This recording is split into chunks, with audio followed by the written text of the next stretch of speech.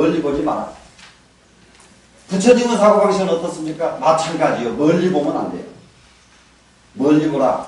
이 말은 말이 잘못된 말입니다. 그래서 멀리 보는 것은 절대 안으로 봐야죠. 안으로 봐야지 밖에서 찾지 마라. 이러잖아요. 이거 부처님 말씀이죠. 그렇기 때문에 밖에서 찾는 것은 멀리 찾는 거거든요. 저기 시경에 그런 말 있잖아요. 벌가편이라고 벌가의 집가의 벌가 하나니 시경에 있는데요. 이게 이제 도끼를 가지고 나무를 베잖아요. 도끼를 가지고 나무를 베는데 나무를 쭉 도끼로 잘라 넣어놓고는요. 나무를 토막을 어디서 길이가 여기서 여기까지 잘라야 되잖아요. 길이를 자르는데 대부분이 우리 어렸을 때도 그래요. 나무 길이를 자르려고 하면요. 목수들이 뭘 하느냐면 눈을 하나 찡그리고 이렇게 나무 거리를 맞추잖아요. 그런 거 기억하시죠? 이렇게 이게 긴가 짧은가 이렇게 맞추잖아요. 그런데 그걸 시경에서 마무리합니다. 뭐라 하느냐?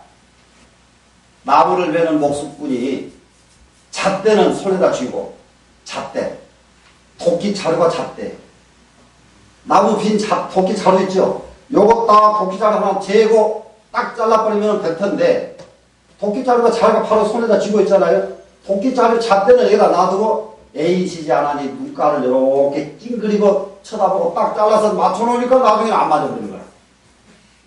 도끼 자루를 딱 맞춰가지고 잘랐으면은 탁탁 맞을 건데 이게 눈을 찌그리고 보고 하니까 잘라놓으면 안 맞고 야 미련한 놈아 잣대는 손에다 두고 왜 눈가를 찌푸리고 그래? 이게 시경에서 그런단 말이에요. 이게 전부 가까이서 찾아야 해결점이 나오는 것이지 먼 데서 찾으면 절대 해결점이 안 나오는 거예요. 그래서 감원자입니다. 감원 먼 데를 살핀다. 봅시다 한번. 불추놓고 지천하면 문 밖에 나가지 않고도 천하를 알며 불규육호 현천도하느니 창문으로 엿보지 않고도 천도를 보나니 기출이 미원의 기지가 미소라. 그 나온 것이 아주 멀매 그 지혜가 아주 적어진다. 이게 노자는 이렇게 본단 말이죠. 그 보는 것이 멀면 그 지혜가 크다. 이렇게 봐야 대부분이 모두 이게 대부분 상식인데 노자는 절대 보는 것이 멀면은 거기서 나오는 지혜는 아주 적게 나온다. 시로 성인은 이 때문에 성인은 불행이지하며 행하지 않고도 알며 먼데 가보고 아는 거 그건 누가 못하느냐 말이야. 안 가보고도 알아야지. 예. 옳잖아요. 그죠? 해보고 아는 거 그건 누가 모릅니까? 그렇죠? 그렇기 때문에 행하지 않고도 알며 불견이 명하며 보지 않고도 알며 여기도 명자로 이름하며 그러니까 알며입니다. 불이 성하느니라 하지 않고도 이루 성공하느니라. 성의로 노는 이렇단 말이에요. 그러면은 여기서 문 밖에 나가지 않고 천도를 알며 천하를 알며 여기서 문 하는 것은 이거 문을 열고 나가는 것이고 이거 불규유 여기서 들창으로 엿보는 것이고 창문이니까요 이거는. 그렇기 때문에 들창으로 엿보는 것이고 엿보지 않고도 천도를 보나니 기출이 미원해 그 나오는 것이 이 아미탑을 나무아미탑을 하는 미자 이거 아득할 미자 예? 미원 멀었답니다. 멀매 기지가 미소라. 그 지혜가 아주 적어진다. 먼 데서 나오면은 아는 것은 아주 적게 적어진다. 그러면은 여기까지를 놓고 이거 상당히 언제든지 밖에서 찾지 말고 안에서 찾아라. 안에서 찾아라. 시로 성인은 불행이지하며 이 때문에 성인은 먼 데서 보지 않고 안에서 보기 때문에 성인은 안에서 찾기 때문에 불행이지 행하지 않고도 안단 말이죠. 불견이면 보지 않고도 안단 말이에요. 이름한다 이 말은 아니까 이름을 붙이죠. 이것이 무엇이다 알면은 여기다 이름을 붙일 수가 있잖아요. 근데 이게 뭔지를 모르면 이름을 붙일 수가 없는 겁니다. 그래서 불견이면 보지 않고도 이름을 붙이며 불이성 하지 않고도 성공한다. 누가 그렇게 하느냐? 성인이. 왜 이렇게 하느냐? 멀리 보지 않고 안에서 보기 때문에. 안에서 보기 때문에 행동하지 않고도 알고 보지 않고도 알고 하지 않고도 이루어진다. 이렇게 되려면 어떻게 해야 되느냐? 기지가 안에서 나와. 먼 데서 나오지 말아라. 이런 말씀을 합니다. 자, 그러면은 다음 한 장을 조금 더 보겠습니다. 일손장 그랬습니다. 여기는 망지장입니다. 지혜를 아는 것을 잊어버려라. 아르마리를 버려라 이런 말이 되죠. 아르마리를 버려라. 위하게 이리 가고 학문을 하면은 날마다 하나씩 늘어나고 살림살이가 늘어납니다. 학문을 하면 이거 몇 가지 늘어나는 게 몇 가지가 있습니다. 이게 책을 조금 보다 보니까요 공부 좀 하면은요 세월이 지내면은 안으로만 늘어나는 게 아니라 바깥 살림살이도 늘어나요. 책이 한 권, 두 권 늘어나면은 나중에 책장이 하나, 둘 늘어나죠. 이래서 이제 바깥 살림도 좀 늘어나고 안 살림살이도 그놈만큼 또 아는 것이 점점 조금 더 생기니까 그때부터서는 오만이 또 조금 더 늘어나죠. 이것이 사람이라요. 학문을 가진 사람이 오만 안 하면은 그리고 오만기가 없는 사람은 학문을 못해요. 오만기가 없는 사람. 이게 뭐든지 그래. 그러니까 참선하는 선방에 있는 수자 스님들이 아주 그 만심이 많이 생겨나는데 만심 없는 사람 선방에 가서 앉아있으라면 안 앉아있어요. 그 만심 때문에 앉아있는 거예요. 그렇기 때문에 우리는 이게 오만 처음 공부할 때는 이거 굉장히 좋은 놈입니다. 이놈 때문에 공부를 하는 거예요, 이거. 그런데 위학 학문을 하게 되면 날마다 하나씩 보태지는 것이 생기는데 거꾸로 도를 하면 어떻게 해야 되냐? 도, 위도의 일손이라 도를 하면은 날마다 하나씩 줄어든다. 이것이 도인데 그래서 이제 우리가 이게 강백들이 이게 선사들 만나면 꼼짝 못하는 게 이것 때문에 그래요. 선사들 만나면 꼼짝 못하는 게 옛날부터 아주 꼼짝을 못한단 말이에요. 왜 그러냐? 선사들은 훈련이 뭘 했느냐 그러면 덜어내버리는 훈련을 했어요. 비우는 훈련을 했단 말이에요. 그런데 이제 이거 공부하는 사람은 이거 채우는 훈련을 했단 말이에요. 이게 채우는 것은 이게 아무것도 아니거든요. 비우는 훈련이 어렵단 말이에요. 진짜 도가 뭐가 어려우냐? 아상, 인상, 중생상, 수자상 내버리는 것이 어렵지. 예? 그게 어렵지. 이거 한두 구절 외우는 것은 누구든지 마음만 먹으면 다 하는 거예요, 이거는. 그런데 아상을 버리려고 마음 먹어서 버려지든가요, 우리가? 안 버려지잖아요. 이거 마음 먹어서 안 되는 놈이 아상, 인상, 중생상, 수자상 버리는 거예요. 탐진치, 귀가 닫고 입이 닫도록 말하고 듣지만은 실제로 자기를 쳐다보면 자기 속에 탐심이 우글우글 하고 있다는 걸 그냥 보이거든요. 물속에 구더기가 우글거리는 것처럼 사람 마음속에 탐진치는 우글우글 하고 있거든요. 그러면 이것을 얼른 중리됐으면은 원력으로 바꿔줘야 이 탐진치가 온전하게 가는 것이지 원력이 안 생겨버리면 탐진치 때문에 내가 망한단 말이에요. 그래 도를 하면은 날로 하나씩 덜어지는 것이 도다. 하나씩 덜어내버리는 것이. 탐심 하나 덜어내고 진심 하나 덜어내고 이것이 날마다 덜어내버리는 것이. 손지우 손지하여 덜어내버리고 또 덜어내버려서 이지의 무인이라 마지막에 어디까지 이르러야 되느냐? 무의에까지 이르러야 공부가 다 됩니다. 무의에까지 이를 때까지 버리고 또 버려라. 무의무불이니라. 무의로 하면은 되지 않는 것이 없느니라. 그러니까 무심으로 하면은 안 되는 일이 없어요. 무심으로 하기 시작할 때 우리가 조그마한 불사를 하나 이루는 것도 이걸 언제까지 해야 되겠는데 이걸 언제까지 해야 되겠는데 이렇게 한 달 못 따라하면 이상하게도 안 돼.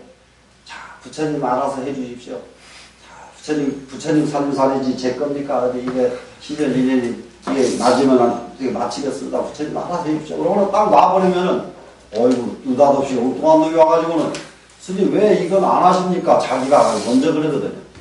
이거 좀 이렇게 잘 만들었으면 좋겠습니다. 그러면 그 돈이 있어야 하죠. 제가 낼게요.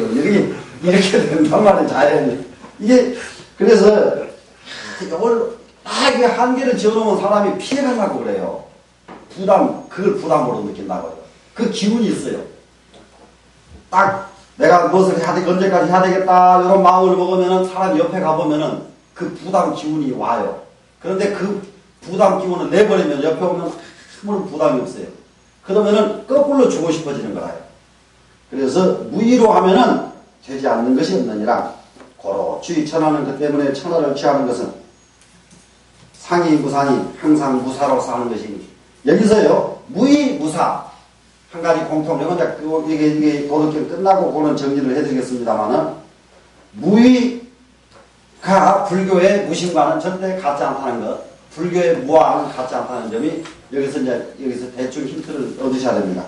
왜 그러냐면은 노자의 사고방식이 무의라고 하는 것은 상이 무사 여기 나왔죠. 무사의 개념이에요. 무사의 개념.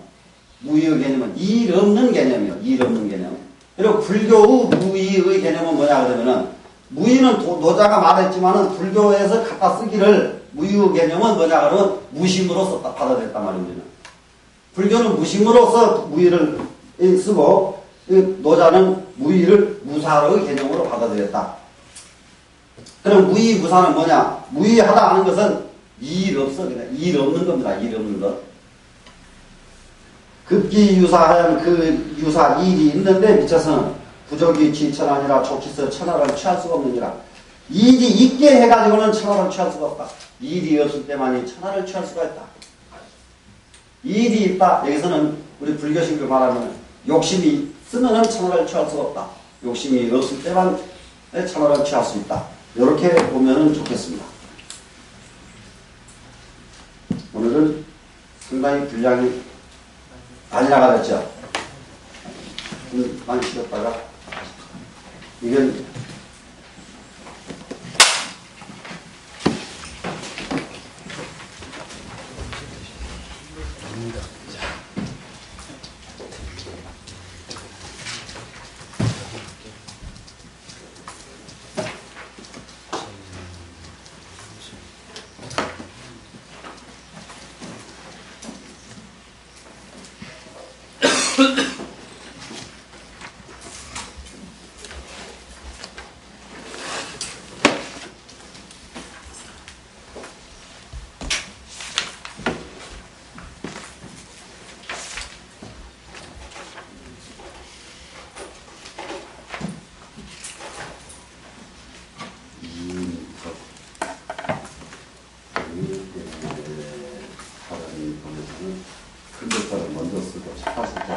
덕선장이라고 합니다.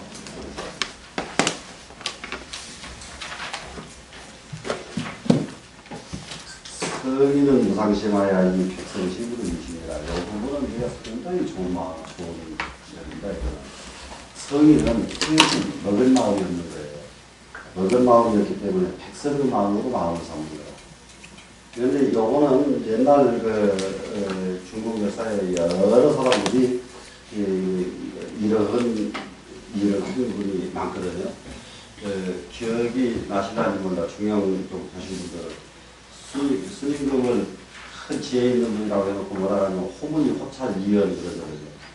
묻기를 좋아하고 그리고 일상적인 그 시중에 떠도는 말을 살피기를 좋아하고 그것이 스님금이 가장 지혜 있는 분이라는 것이 뭐냐 그러면은 시중에 떠도는 말 이걸 잘 살피니까 지혜 있는 말이 됐다. 지혜 있는 분이 됐다. 지혜라는 거 이제 저쪽에 중국 오대산에 가니까 그 무슨 소량 아닙니까? 참 재미나는 구절이 하나 있어요. 세 사람의 지혜가 합치면 문수지혜다. 문수지혜가 따는 게 아니라 세 사람의 지혜가 합쳐야 문수지혜다. 그리고 세 사람의 지혜가 합치는 노래가 뭐겠어요? 세 사람의 지혜가 합치는 노래. 서로 자기 고집부려 부르면 세 사람의 지혜가 합쳐지지 않잖아요. 그죠? 서로 이게 그 마음을 하게 나오게 만들면은 세 사람의 지혜가 합쳐지거든요. 그래서 성인은 자기 마음이 딱 고정된 마음이 있지 않단 말이에요. 상심은 고정된 마음 아닙니까? 고정된 마음이었기 때문에 늘 백성의 마음으로서 자기 마음을 삼으니까 그러니까 성인은 어떻게 하느냐? 처신은 선자도 오선지하고 불선자도 오선지 이렇게 되거든요. 선한 사람을 봐도 성인은 그냥 선하게 여긴단 말이에요. 그런데 불선한 사람을 봐도 선하지 않은 사람을 봐도 또 선하게 여기는 게 성인이란 말이에요. 성인이라는 것은 우리는 나부터라도 보기 싫은 사람 만나면 그냥 그런 거 없다 이러지. 보기 싫은 사람을 보기 좋게 뭐 그냥 어서 오십시오 뭐 이렇게 못 하잖아요. 그런데 성인은 그렇게 한단 말이에요. 선인에게도 잘하고 불선인에게도 잘한다.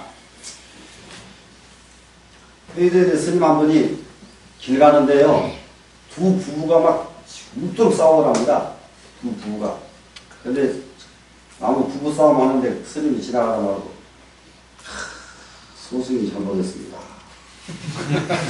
부부 싸움하다 말고 느닷없이 중이 나타나가지고 소승이 잘못했습니다. 그러니까는 그 신랑이 말이야 이상하게 탁 생각해가지고 마누라 한번 쳐다보고 중을 한번 쳐다보고 가만히 생각해보니까 말이 좀 생각할수록 더 괘씸하거든.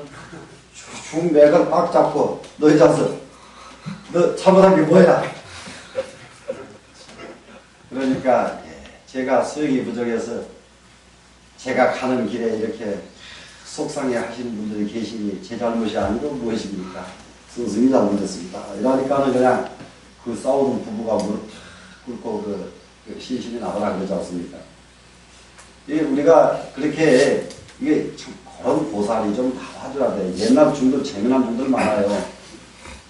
네? 나머지 부부싸움에도 가서 그렇게 소승이 잘못했습니다. 이렇게 나서는 중이 있지 않은가 하면은 서울 가면은 저기 종로에 저 대각사라는 절이 있거든요. 대각사라는 절이 있는데 거기에 60년대에 노당이 한 분 계시는데 그 노당 이름 기억을 잘 못해요. 그런데 낮이나 밤이나 등을 들고 다녀요. 호텔기들. 우리 사월 8일 때 만들어놓은 등 있잖아요. 거기다가 촛불을 하나 켜서 들고, 이게 등을 들고 다니나, 낮에 들고 다니면서, 세상이 왜 이렇게 어두운가. 이러고 다니는 거예요. 그러면 그 옆에 사람들이, 그럼 뭔가 이상하잖아요. 그 시사하는 게 있잖아요. 세상이 왜 이리 어두운가.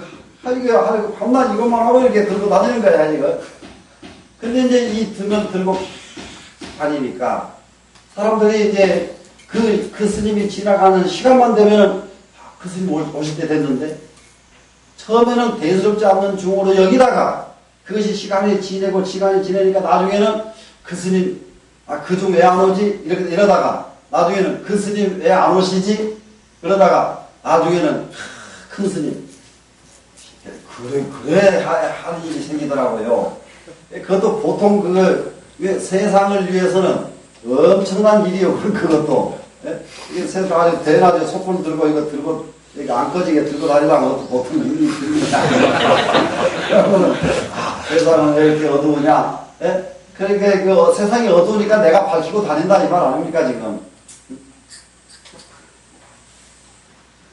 이렇게 참 스님들, 개짜 스님들 참 많이 계셨는데 자, 그러면은 선자도 오선지하고 불선자도 오열선지니 선한 사람도 내가 선하고 불선한 자도 나는 또한 그 사람을 선하게 여기나니 덕선이면 그것을 보고 덕이 선한 것이라고 한다. 이 덕자는 천덕이 됩니다.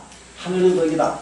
하늘의 덕이 이것은 덕이 최선이다. 이것은 천덕을 해서 천덕이 최상이요 이런 말로 해도 되고 여기서는 지선의 덕이요 이렇게 해도 되고 덕선 그러니까요. 지선지덕. 선한 사람도 선하게 여기고 불선한 사람도 선하게 여기니까 진짜 덕이죠 이 사람은. 신자도 오신지하고 신자도 오신지 믿을 만한 사람도 나는 믿고 불신자도 오역신이니 불신 믿을 수 없는 사람도 나는 또 믿나니 덕신이니라. 이것은 덕의 신실함입니다. 이거 못 믿을 사람 믿는다는 거예요. 이거 보통 일은 아니에요. 그런데 오대산에 제 조카 상자 하나가 대중 전부가 못 믿는 사람이 하나 있어요. 대중 전부가 못 믿어. 그 사람이 뭘 하겠다 그러면 다 안 믿어. 뭐 시켜놓으면 가서 안 하고 완전히 자기 마음대로 가. 완전히 이거는. 그러니까는 이게 대중과의 같은 거 조화라는 것은 이만큼도 못 이루는데 그런데 오대산 식구가 이제 한 전체 식구가 막 전 문도가 모여가지고 무슨 행사가 있었어요. 그때 전 스님들한테는 저기 안 되지만 행사인데 대전에서 서울까지 우리가 보통 걸어가는 일이 생겼는데 저는 제일 못된 놈 저놈이 꼭 이탈해가지고 엉뚱한 일 하게 생겼으니까 스님들이 고민을 하다가 저놈에게 소임을 한번 몇 개 보자. 이렇게 해야 안 돼요. 지금 월정사 주의식 절대 안 돼요. 그 사람 소임 몇 개 놓으면 이거 다 깨져요. 안 돼요. 그래서 옆에 사람들이 그래도 혹 모르니까 한 사람 따라 붙여가지고 한번 몇 개 보자. 한 사람 따라 붙이면 가능하다고. 그래서 소임을 몇 개 줬거든. 몇 개 줬더니 소임을 안 시키니까 자기 마음대로 하더만 소임 시켜놓으니까 얼마나 잘하는지 말도 못해. 그래서 못 믿을 사람 따로 없더라고요. 네? 못 믿을 사람이 있거든. 무조건 소임 시키면 돼. 소임 시키면 못 믿을 짓도 안 해요. 그래서 이게 정말로 이게 성인은 세상 사람이 믿는 사람도 믿지만 못 믿는 사람도 믿어주는 게 성인입니다. 근데 못 믿는 사람을 왜 같이 못 믿느냐 그러면은 못 믿는 사람을 믿었다가 내가 손해볼까 봐서 안 믿거든. 근데 내 손해볼 생각하면 안 믿었잖아요. 손해보면 뭘 보여 중이. 볼 게 없잖아요. 그러니까 믿어버려. 믿으면은 그 사람은 옳은 사람이 된다고. 한 사람만 나를 믿어주면은 믿는 사람이 하나만 있으면 이 사람은 그 사람하고 떨어져서라도 영원히 좋은 사람이 되어버립니다. 그렇기 때문에 우리가 살다가 참 못 믿을 사람 나오거든. 그 사람 책임지어주는 역할을 하나는 해야 돼요. 우리 스님들이 이게 몇 가지 원들이 있어야 되는데 내가 죽을 때까지 그래도 발심시키는 사람이 그래도 10명은 돼야 되겠지? 요런 정도. 한 100명, 1000명 하면 좋겠지만은요, 실제로 10명 안 돼요. 10명 발심 못 시켜요. 이게 수없이, 이거 공부시키는 것만 지금 10몇 년째, 한 20년째 계속 해와도 진짜 발심시킨 사람은 10명 탁도 안 돼요. 그래서 10명 발심시켰다 그러면은 엄청난 일을 한 겁니다. 그러니까 최소한으로 10명은 발심을 시켜야지. 가장 어려운 그렇게 그런 사람이 오면은 그 사람 내가 책임져줘야지. 몇 가지 이게 기본이 있어야 돼, 중간에 가면서. 그런데 이것도 선배들이 얘기를 해줘야 합니다. 선배들이 얘기를 안 해주면은 자기가 딱 부딪히면은 자기가 어떻게 하는지를 몰라요. 쉽게 말하면은 자기가 곤욕을 치르면서 남을 도와줘야 될 때가 종종 있거든요. 그럴 때는 자기가 곤욕을 대신 딱 치르면서 그 사람을 딱 책임지고 도와주는 이런 맛도 있어야 되고 우리가. 그래서 덕과 이게 덕선과 덕신 이 두 가지는 이 승려들은 꼭 가져야 된다 이런 생각이 듭니다. 성인지 제 천하에 성인이 천하에 있을 적에는 성인이 이 세상에 살 적에는 그 말이죠. 성인이 이 세상에 나설 적에는 어떻게 하느냐. 출출이 이 천하 혼기심 하나니 출출하는 것은 이게 뭐냐면 근심스럽고 조심한다 이런 뜻이 형용사죠. 아주 근심스럽게 조심스럽게. 근심스러운 마음, 조심스러운 마음으로. 위천하 그러면 이 위자는 다스릴 위자, 다스릴 치자와 똑같죠? 천하를 다스리는데 어떻게 해야 됩니까? 혼기심. 그 마음을 혼전히 해야 된다. 근심스럽게 조심하면서 천하를 다스려야 되고, 근심스럽게 조심하면서 천하를 다스리는데 그 마음을 최선을 다해야 된다. 그런 말이죠. 장자의 저기 백정이 쏟아붓는 얘기 나오는 거 잘 아시잖아요. 근데 그 사람 보세요. 다른 사람들은 칼을 한 번 쓰면은 한 달도 못 씁니다. 칼이. 칼을 한 4일 쓰면은 칼이 하나 부러져 버려요. 그런데 칼을 어디같이 쓰는 사람은 그래도 한 달에 칼 하나씩 바꾸는 사람은 칼을 잘 쓰는 사람입니다. 그런데 자기 본인은 30년 동안 칼을 하나를 가지고 쓰는데 칼이 밤낮 세 칼이에요. 소를 잡은 것이 3,000여두를 잡았어요. 3,000여두를 잡았는데 칼이 세 칼이에요. 이 사람이. 그랬는데 이 소 잡는 이 백정이 다른 말이 다 중요한 말이 아닙니다. 뭔 말이냐? 칼이 왜 상하지 않느냐? 뼈를 자르니까 소 한 마리 잡으면 칼 하나 못 쓰게 되더라. 근데 뼈를 안 자르고 살 속으로 칼이 왔다 갔다 하니까 칼이 안 상하더라 하는 겁니다. 칼이 오래 안 상한 동기는. 근데 거기 문제가 있는 게 아니고요.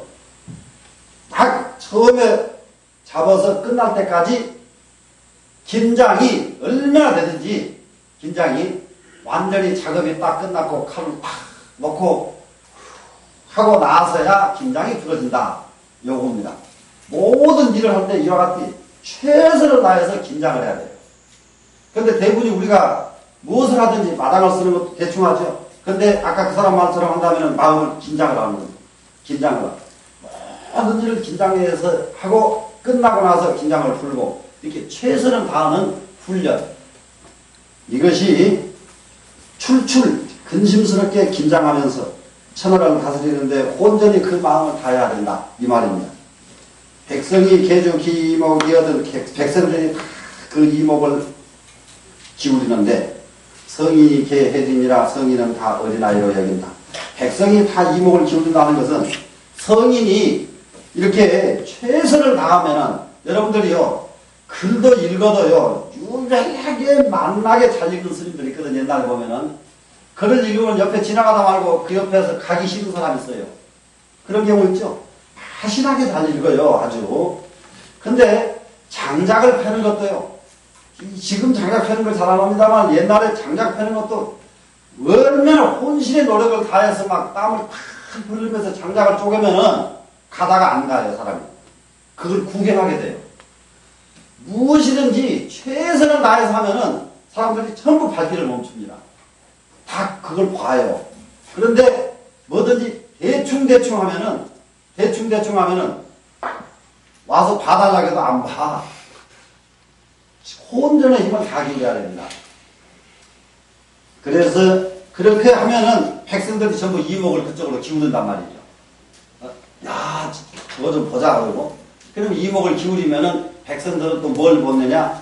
그렇게 성인이 최선을 다하는 모습을 봤기 때문에 자기는 또 나가서 또 다른 일에 최선을 다하게 되죠.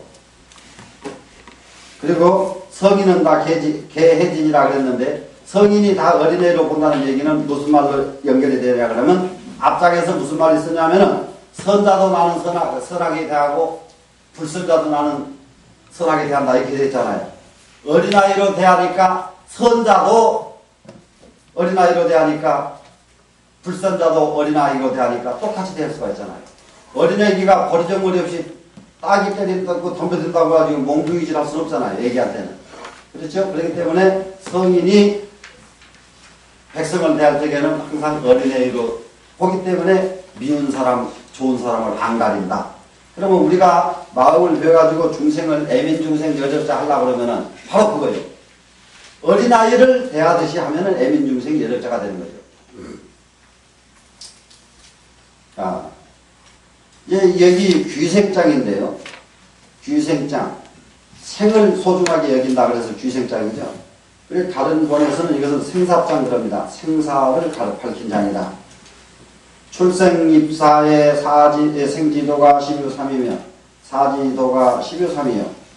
인지생의 동지사지도 여 12.3이니 이게 이 지금 백옥섬 주석에서 두 군데 주석을 참조 안 해도 된다. 요전에 시중장에서 30포기 01포기요 하는 거 기억나실 겁니다. 그 부분 주석이 아주 좀 너무 몇 발자국 앞가서 달았어요. 또 이게 백옥섬 주석이 지금 이 주석입니다. 지금 바로 출생, 입사, 생지도 12.3, 사지도 12.3. 요 부분 주석이 또 백옥섬 주석이 또 이게 또 좀 어떻게 엉뚱한 데로 좀 갔어요. 그리고 왜 이렇게 엉뚱한 데로 자꾸 가냐 그러면은 그 하나를 이해를 해야 됩니다. 백옥섬이라고 하는 사람은 이 불교에도 능통하고 도교에도 다 능통한데 이 사람이 진짜 능통한 게 뭐냐? 이 사람이 진짜 능통한 것. 도가에 장생술입니다. 장생술 아시죠? 도가에. 얼마나 재밌는지 몰라. 타염되는 스님이 저기 백년사 주지를 했거든요. 우주 부천동. 주지를 하는데 그 스님이 저보다 나이가 훨씬 많고 이러는 분인데 어떻게 중한테 속는지 나는 참 그래서 중도 조금 그래도 눈은 뜨고 살아야 돼요. 중이 헛중하면은 중한테 막 속아요. 어떻게 속았냐? 그 스님은 제가 거명을 안 해요. 그 속인 스님은. 왜 그러냐면 또 알 수가 있는 분이. 저한테 그래요. 그 스님 만났더니 그 스님 대단합니다 그래. 그래서 뭐가 그렇게 대단한데요? 아이, 구천동이 와서 자기를 툭 쳐다보더니 얼굴을 딱 보더니 스님과 저는 300년 전에 여기서 만났는데 300년 지난 뒤에 오늘 또 여기서 만나네요. 이러더라는 거예요. 이러니 이 스님이 이건 오통 이게 보이냐? 아니요. 중한테 속는 케이스입니다 이게. 도대체 또 속여 먹어도 중을 속여 먹는 놈은 중도 또 있고 또 그 말에 속아가지고 온 천지 다니면서 아이고 그 스님 보통 스님이 아니더라고 이러고 다니는 중이 다 있고 그래. 기가 막혀. 예? 근데 그 스님이 이제 그 구천동 주의스님을 잘 속여 먹은 스님인데 저를 만났어요. 만났더니 제가요 한 800년 산 기인을 만났거든요. 그래서 어디서 몇 번 했더니 나중에 술래 어디라고 말하고 나중에는 소리를 싹 빼버리고 나중에 다시 지는 말이야. 이러고 말하냐. 아 중이 그런 소리 하면 귓방맹이 때려 그래야지 800년 다음 놈 그래 눈가에 이게 뭐가 끼든지 안 그러면 헛것을 봤든지 하니까 800년 산 놈을 만났지 800년 살았으면 귀신이 사람입니까 그게. 이게 정상된 놈이 그걸 만난 거예요. 그렇게 300년 전에 만났는데 또 만났다고 그러니까 속아버린단 말이에요. 이렇게 속는 중은 안 해야 된다. 그래 여기서 그런데 백옥섬이라는 사람은 그렇게 800년, 1000년 사는 것을 훈련한 사람입니다. 그래서 주석이 좀 묘한 데가 있어요. 한 몇 군데가. 자, 출생입사 이것도요. 나오는 것을 생이라고 하고 들어가는 것을 사라고 한다. 이렇게 띄는 방법.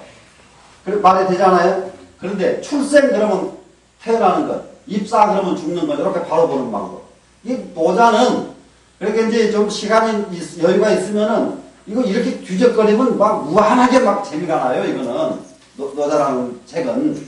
그런데 출생하고 태어나고 입사 죽을 적에 이렇게 간단하게 봐도 아무 일 없고요.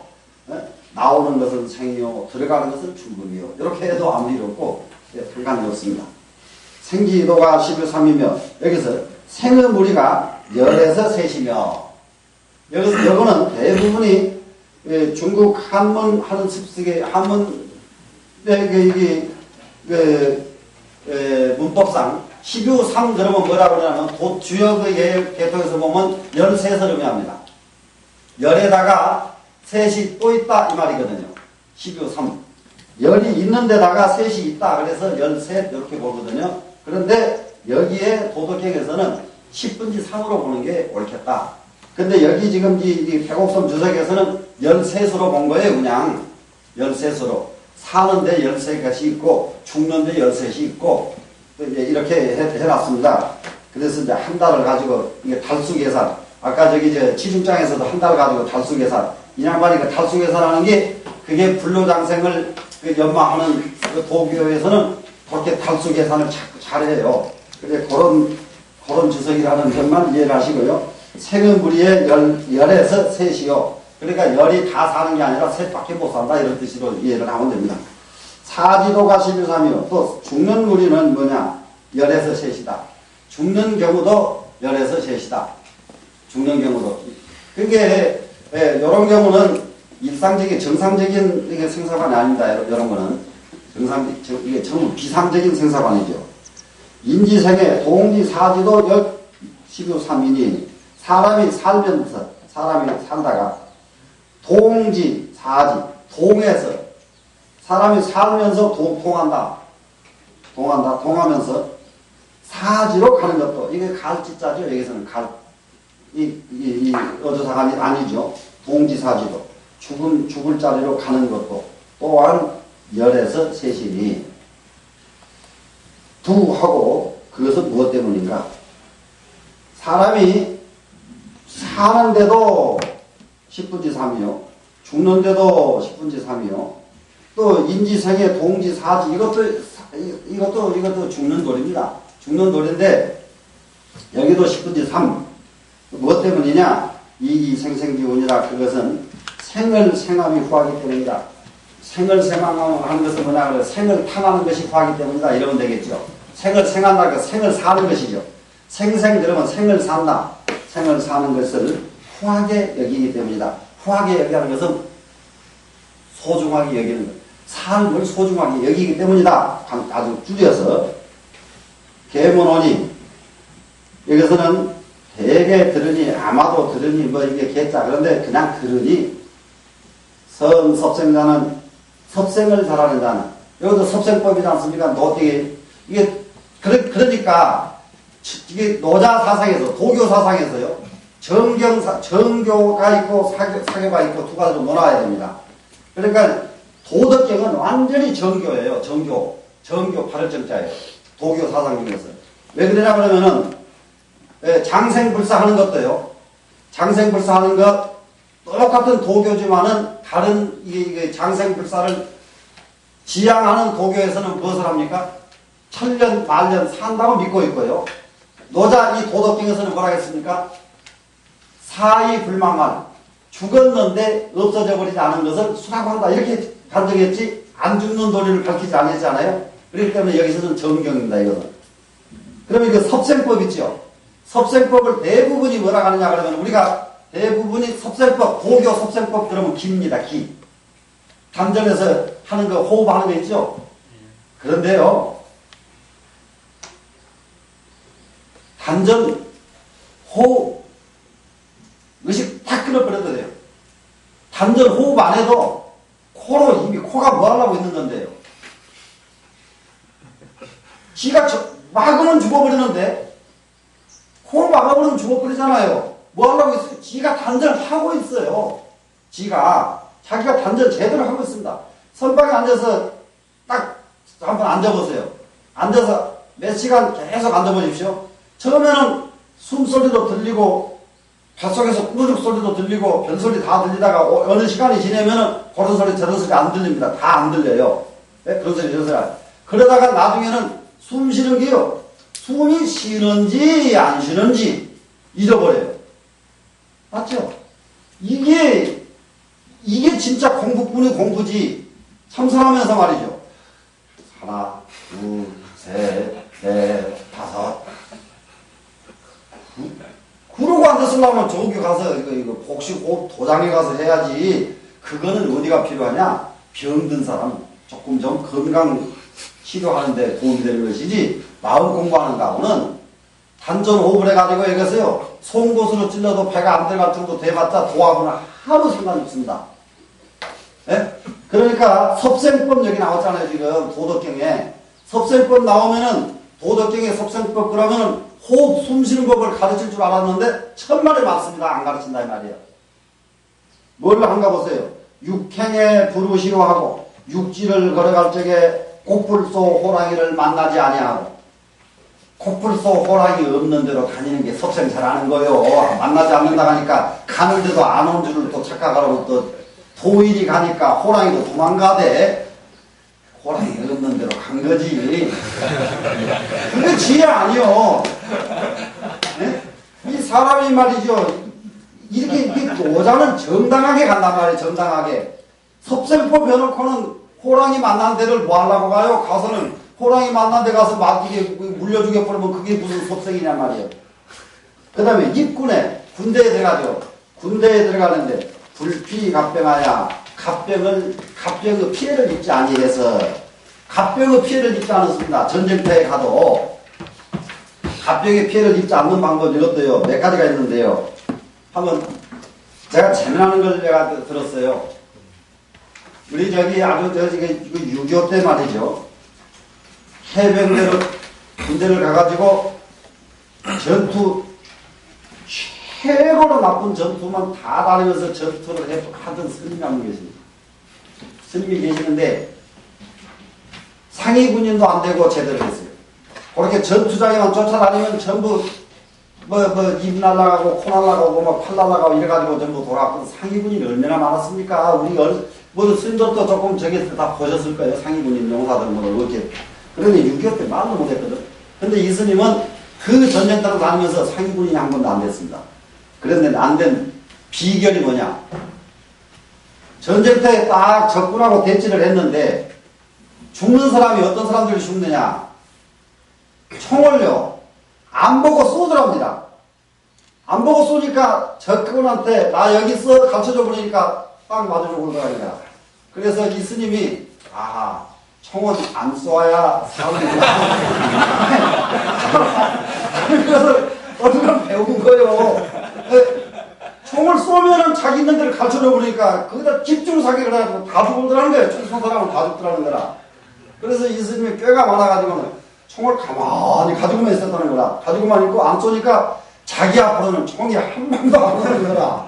그러니까 끝도 없어. 그러다가 어쩌다가 한둘이 앞으로 나타나면 그때는 자기가 직접 쏴버린다는 거라. 그래 버리니까 자기는 다칠 일이 없더라는 거라. 그 전쟁통일을 가도 다칠 일이 없더라. 근데 그 말이 얼마나 맞느냐 그러면은 보실래요? 얼마 전에 간첩이 들어왔는데 강원도 저기 올청사 옆에요. 간첩이 한 사람이 어디에 가서 숨었느냐 그러면 수수깡 아시죠? 수수깡 속으로 그렇게 해가지고 수수깡으로 자기를 몸을 묶었더라고 간첩이. 그래가지고 수수깡 속에 이렇게 있어 혼차서. 그런데 여기에 몇 개의 중대 병력이 완전 포위를 해가지고 전체 중대 병력이 집중 사격을 해버렸는데 나중에 꺼내놓고 보니까 벌집됐을 줄 알았는데 총 3발 맞았어. 수십만 발 총을 쏴버렸는데 맞은 사람은 3발을 맞았다 이 말이에요. 어디로 갔어 총알이? 그 총알이 뒤로 날아가고 바로 지관이 맞으려고 그러고 그 총알이 왜 그러느냐? 안 보고 쏘니까 이런 일이 생긴다. 안 보고 쏘니까. 안 보고 쏘니까. 그래서 불피갑병 이거요. 아까 이거 그 물불소 호랑이 안 만난다고 그러니까는 내가 보인이 지나가니까 호랑이가 피해가고 물불소가 피해가는 도리가 아니에요. 물불소 호랑이 안 다니는 길로 가니까 안 만나는 거고 이 군대를 만나도 이게 자세히 보고 잘 지가 피하니까 당하지 않지 안 보고 쓸데없는 짓을 해버리면 지가 다 죽어버리지요. 그러니까 군대에 가도 병의 갑병의 피해를 당하지 아니하고 자 시무 소투기가 가며 물불소가 그 뿔을 던질 바가 없이 하며 물불소가 그 말이 무슨 말인가 여기서 설명 나오잖아요. 물불소가 어쩔 때 뿔로 던집니까? 옆에 가서 자꾸 건드리니까 화나니까 받아버리지. 안 그래요? 그러니까는 물불소가 건드리고 살살 앞에서 얼르니까 짜서 가서 받아버리지 물불소한테 놔두면은 물불소가 안 건드린다 이 말이에요. 그러니까는 호랑이 안 만나고 물불소 안 만나는 비결을 설명한 것은 호랑이한테 얼씬거리지 않고 물불소 건드리지 않으면 된다 이런 말입니다. 호무 소조기조하며 호랑이 발톱을 불바가 없이 해야 되며 호랑이가 사람을 헐키게 그런 처신하면 안 된다 이 말이라요. 호랑이가 병무 소용기라니 병사가 그 칼날을 움직일 바가 없이 해야 되라니 병사가 군인이 칼날을 갖다 휘둘르게 그럼 처신해 그러면 안 된다. 내가 죽는단 말이죠. 그러니까 설사 내가 군대에 갔다 하더라도 군인이 칼날을 휘둘지 않도록 처신을 해야 되고 산에 가서 호랑이를 만나더라도 딱 조용하게 앉아있으면 돼요. 앉아있어 호랑이가 덤비지 않도록 만들어야 되고 물불소 앞에 가면은 물불소는요 진짜 건드리지 않으면 내거든 괜찮아요. 근데 앞에 와서 살짝 건드리면 그냥 탁 받아버리죠. 그러니까 왜 지가 까불러가지고 당하냐 이런 얘기입니다. 지금 노자는 이것이 섭생 잘하는 비결이다. 섭생 잘하는 비결. 그래 깜짝 놀라는 점이 지금까지 생각해 보십시오. 노자 섭생법 그러면은 양생법, 호흡법 이것인 줄 알았는데 노자 섭생법이 영 다른 데 있다는 것을 지금 여기서 이해를 하셨을 겁니다. 부하고요. 왜 그러는가? 이기무사질세니라. 이기무사지. 그 사지가 없이 하기 때문이다. 사지가 없이 한다는 말은 무슨 말이냐? 죽을 짓을 안 한다 이런 얘기가 되고요. 하나는 지가 죽을 짓을 안 해야 지가 오래 사는 것이지 죽을 짓하고 오래 살기 바라느냐 이 말이죠. 예? 노자 현실적인 사람이에요. 굉장히 또 사지가 없다 이 말은 어떤 말이냐? 사지가 없다는 말은 이게 나를 먼저 버려버린 사람이죠. 죽을 자리를 거벌내지 않는 사람이다. 사지 그러면 볼볼볼 떠니까 그 자리가 오히려 사지가 돼버리는데 사지 다른 사람 못 가는데 그거 내가 갈게. 이 사람은 사지가 없어. 되죠? 사지가 없다 말이 무슨 말인지 되지 않아요? 사지가 있는 사람은 못 가잖아요. 겁나서 저기를 가면 죽는 데인데. 근데 그래 알았어. 내가 갈게. 그러고 가는 사람. 이런 사람은 안 죽는단 말이야. 그래서 우리가 가장 중요한 공부가 무엇이 가장 중요한 공부냐? 여기 노자가 지금 말하는 거 정말로 사는 도리를 우리는 사는데 집착하지 말자. 사는 것을 소중하게 여기지 말자. 사는 것을 소중하게 여기면 결국은 죽는 도리밖에 안 나온다. 그런데 죽는 것을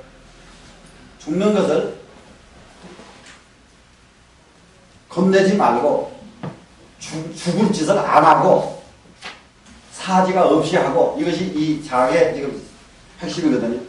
우리 안중근 씨가 옛날에 그 일본 사람들한테 잡혀 죽었을 때 말이죠. 일본 그 검사가 항복만 하면 살려준다고 그랬잖아요. 근데 거기서 항복 딱 하고 살았으면 지금까지 살아있겠는가 한번 생각해 봅시다. 만약에 그때 항복하고 살아서 지금까지 살아있을 것 같으면 아직 항복해버려야지. 뭐 하려고 죽어요. 근데 안중근 씨한테 항복하라고 하니까 2번 죽이지 마시오 이러잖아요. 2번 죽이지 마시오. 그래서 죽어버리니까 그 사람은 죽어버리니까 뭐가 나오느냐. 손문이라고 하는 사람이 시를 썼는데요. 안중근 씨 죽은 것을 보고요. 평생 연사를 지금치라니 평생의 영화로운 일을 지금에 이르러서 마치니 사지도생 비장거라 죽을 땅에 이르러서 삶을 도모하는 것은 장구가 아니다. 신제일왕 명왕국이요. 몸뚱아리는 한나라에서 있었지만은 조선 땅 한나라에 있지만은 명은 만국에 갈 것이고 이름은 만국에 날릴 것이고 생무백세 사천추를 살아서는 100년을 못했는데 죽어서는 천추를 하리라. 이러잖아요. 살아서 100년을 다 한 사람은 죽고 난 뒤에 1년도 안 돼서 다 잊어버려요. 살아서 100년 산 사람 기억나는 사람 있으세요? 다 잊어버리죠. 그래서 그 살아서 100년 안 살고 미리 죽을 자리에 가서 살려고 하지 않고 이러니까 지금도 그래도 안중근 그러잖아요. 이런 도리를 우리가 안다 본다면은 우리가 일에 임해가지고 얼마든지 몸뚱아리 때문에 몸뚱아리를 집착해가지고 꼼짝보다는 그런 일은 안 해야 된다는 거예요. 예를 들면 그 전에 만공 노스님 일본 사람들 와서 육두로 두들겨 패니까 이놈들아 나를 아무리 두들겨 패도 이놈들 너희들이 아무리 나를 패도 진짜 만공은 까딱도 못한다고 이렇게 앉아서 맞으셨거든. 뒤지게 두드려 패면은 하고 뭐든지 시켜만 주십시오. 이래버렸으면은 만공 스님 아니잖아요. 죽도록 맞으면서 더 때려라, 더 때려라. 네? 이게 중이 이런 맛이 있어야 이게 진짜 이게 중이거든요. 자, 이제 50장까지 제기를 했는데 우리가 이제 여기서 또 한 가지 이거 보는 거요. 보는 것. 이런 재밌는 얘기 있어요. 보는 것. 저는 아주 일본의 스님들이 일본 중들이요. 개의한 데가 있습니다. 개의한 데가 있는 것이 우리나라에 작곡가 길오균이라는 사람이 있어요. 길오균 씨. 길오균 씨가 일본에 가가지고요. 얼마나 고생이 됐든지 자살을 몇 번 하려고 했던 사람입니다. 일본에서. 그랬는데 일본에 돌파리 중을 만났어요. 그러니까 진짜 중도 아니에요. 돌파리 중. 왜 돌파리 중이냐? 이 사람이 12시만 되면 그 저녁에 술 먹는 데 가서 뭘 부은대요. 기록균이라는 사람이. 부는데 한 12시만 되면은 이 돌파리 중이 나타나는 거야. 술집에. 돌파리 중이 나타나가지고 맥주 한잔 시켜서 먹고 사방 쳐다보고는 그러다가 기록균이가 좀 얼굴이 어두워 보였어. 그 돌파리 중 눈에. 그러니까 맥주 한잔 걸리면서 저 사람들 한 잔 줘라. 그러니까 그 신세가 따분할 적에는 여기서 대접 못 받은 놈은 외국에 나가도 못 받잖아요.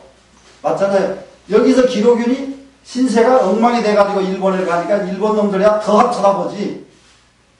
더 합쳐다보니까 누가 진짜 쓴 차 한 잔을 안 주는 판국에 뭔 중이 와가지고 술을 한 잔 먹는 꼴이 기독교인이니까 가지고 괴상하게 봤을 텐데 한 잔 주니까 그게 감을 버렸어. 그게 그래도 이게 한 잔 주는 게 중이라도 그래도 나름 술 한 잔 주는 놈이 있구나. 이게 감업을 해가지고 저녁만 되면 이제 그 중이 기도해지는 거예요. 저녁만 되면 오면은 이제 맥주를 한 잔 주고 가는 거예요. 이 중이 올 때마다. 그러니까 얼마나 그거 기도해져요. 기도해지는데 그래도 여기 한국 일이 안 풀리는 거야. 안 풀리고 뭐가 하나 한 건이 터져야 이제 또 뭐가 살 맛이 나는데 안 풀리고 그러니까 소주 한 병을 사고 약을 탁 사가지고 공원에 갔어요. 자살하려고.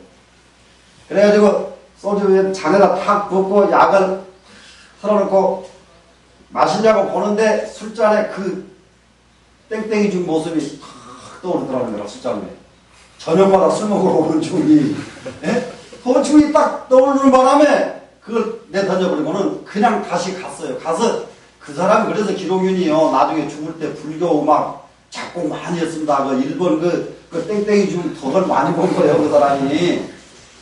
거기서 살아났어요. 살아나가지고 그 뒤에 패티김이라는 여자를 만나가지고 기록이가 다시 살아나기 시작해요. 그러는데 일본에 중이 상당히 그런 괴짜중들이 있어요. 지금이. 일본에 아주 차를 잘 끓이는 중이 하나 있었어요. 굉장히 차를 잘 끓이는 중이 있는데 어느 정도로 차를 잘 끓이냐. 일본 천하가 그 스님한테 가서 차 한잔 얻어먹는 게 아주 우원이요. 근데 어떻게 차를 끓이면 그런지 그 차 한번 가서 먹어봤으면 좋겠어, 저거. 그러는데, 이게 대신들이요.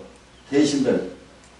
전체 대신들이 점심 먹으러 나갔다가, 야, 오늘, 아무개 스님한테 가서 차 한잔 먹고 오자. 그러니까 전체 동의를 해서 일본 강요가 다 갔어요, 절로. 그래서 큰 스님, 이제 오늘 차 한잔 먹으러 왔습니다. 그러니까 잘 들어오게. 그래가지고 딱 모셔놓고는 차를 끓이러 가는데 이 노장님이 직접 차를 끓이는 거예요. 노장님이 직접 끓여요. 차 좋기로 소문난 차 끓이는 주인공은 그 노장님이에요. 그런데 그 강요 중에 문둥병 환자가 하나 끼어 있었어. 문둥병 환자가 끼어 있으면은 차가 준비하는 기간에 앉아서 담론할 적에 다른 사람들은 뭐 재밌게 얘기를 하는데 문둥병 환자는 차 옆 사람이 앉는 걸 꺼려할 거 아니에요. 그러니까 이 사람이 슬그머니 나가가지고 혼자서 절토량을 이제 이렇게 산책을 하다가 너 중이 차를 어떻게 끓이길래 이렇게 맛있다고 소문났는가. 그게 궁금해지기 시작한 거라. 그래, 차 끓이는 데가 어디요? 물어보니까 저기입니다. 그래서 얼른 안 들어가고 살그머니 문틈으로 내다봤는데 차 끓이는 모습을 본 게 이제 기가 막힌 일이 벌어졌어. 차를 끓이니까 땀이 펄펄 날 거 아니에요? 땀이 펄펄 나니까 이놈의 중이 차에다가 뿌려버리거든, 땀을. 그런데 이것만 땀을 거다 뿌리면 같았는데 그때 마치 그 스님이 감기까지 걸렸는지 콧물이 주르륵주르륵 나오는데 요놈을 갖다가 붕 풀어가지고 탁 갖다 대고 나가요. 이놈의 이 문둥병이 장관이 그 농림대신인데 이놈의 장관이 화가 이 자리가 이만큼 화가 이놈의 죽은 너는 이제 오늘 죽었다. 내가 가만 안 둔다. 그렇게 유명한 놈의 차가 저모장이나 이제 이 중이 죽을 판 났어요. 모르는 차고 제자리가 딱 가서 앉아 있습니다. 앉아 있으니까 그 중이 땀 펄펄 흘리던 그 모습은 어디로 가고 장상 다시 탁 입고 깨끗하게 해가지고 차를 탁 끌고 나오니까 여기서 이제 더 화가 더 치미는 거지 이제. 더 치밀어. 차 딱 갖다 놓고 딱 앉았는데 대사 한 가지 물어도 되겠어? 말씀하시오. 이 세상에서 제일 더러운 게 뭐요? 물었단 말이에요. 이게 중이 이제 작살 날 판이요. 이 세상에 제일 더러운 게 뭐냐? 그 더러운 콧물 갖다가 퍼놓고 차 끓여가지고 그걸 우리들은 먹으라고 가져가 이러면 중요 아니야. 이렇게 따진 판이란 말이에요. 그래서 이게 그래가지고 먼저 시작이 이 세상에서 제일 더러운 것이 무엇입니까? 물으니까 그 말이 떨어지기 바쁘게 이 중이 하는 말이 눈깔이 올시다. 이 세상에서 제일 더러운 것은 다른 것이 아니라 눈깔이에요, 눈깔. 안 그래요? 눈깔 아닙니까? 그러니까 이놈의 이게 농림 대신이 입이 딱 막혀버린 거예요. 그 길로. 입이 막혔어요. 꼼짝도 못하고 콧물 빠진 거 본차를 막 먹었어요. 다른 장관들은 안 봤으니까 맛있지가 않은데 이놈의 장관은 그걸 먹어놔 봐놨으니 얼마나 이게 괴로울 거예요. 괴로운데도 워낙 중이 이게 자기 마음을 아주 그냥 한바탕 삐뚤어 봐버리잖아요. 예? 대사 이 세상에 제일 더러운 게 뭐요? 그러니까 예 눈깔이 것이다. 그래 버리니까 자기 속을 꿰뚫어 봐버리니 할 수가 없어서 콧물 빠진 걸 알면서도 벌쩍. 그러니까 세상은 이게 보는 게 문제입니다. 보는 게. 여기 저 방장 큰 스님 앉아 계시는데요. 옛날에 아침 죽구리다가 쥐 들어가는 거 비일비재예요. 지금은 그런 일이 없는지 몰라. 지금. 그런데 그게 묘하게요. 그놈의 쥐가요. 꼭 저 김치죽 끓이고 쓰레기죽 끓일 때만 들어가. 한죽 끓일 때 쥐 빠진 법은 못 봤어요. 흰죽 끓일 때는. 이상하게 꼭 흰죽 끓일 때는 안 들어가는데 뭐 김치죽 끓이면은 이런 쥐가 쏙 들어가가지고. 근데 이게 조실스님 하기가 어려워요. 왜 그러냐? 바로 공양하려면 제일 먼저 뜨는 게 들어가. 제일 먼저 이게 꼭 먼저든지 국자를 한번 휘저어가지고 이렇게 나오는 놈을 뜨니까 제일 묵지가 아니가 언제든지 방장 스님한테로 딱 한단 말이에요. 그런데 이게 어른 노릇하기가 어역한 어려운 거 아니에요. 대부분 노장인들이요. 쥐 들어가면 아무것도 않고 앉아 계셔. 그 사람 공양 다 할 때까지 다 끝나고 나면은 공양주 불러가지고 바로 때 준단 말이에요. 야 이거 갖다 버려라. 여기 뭐 들었단 말씀 안 하죠. 야 이거 갖다 버려라. 그냥 공양주는 벌써 이제 오래된 공양주는 알아요. 근데 새 공양주는 모르죠. 뭐 때문에 갖다 버리는지 모르고 가다가 훌쩍거리고 먹는 놈도 있어.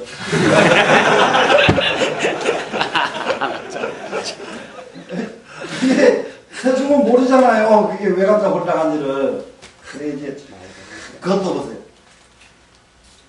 그것도 안말도 말고 버리는 사람이 아침에 저거 쥐 들어가서 이 말을 안 하고 버려야만 되는데 이게 서툰 사람은 기절초풍하고 쥐 들어갔단 말을 하잖아요. 그러면 그 다음 점심 먹을 때까지 다